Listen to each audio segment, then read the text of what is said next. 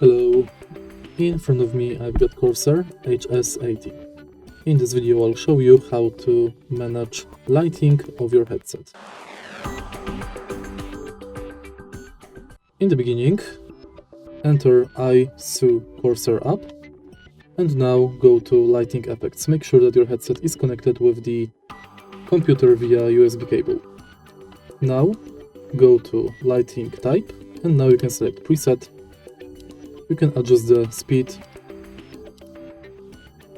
You can select watercolor, color pulse, color shift, rainbow, or you can adjust custom lighting preset.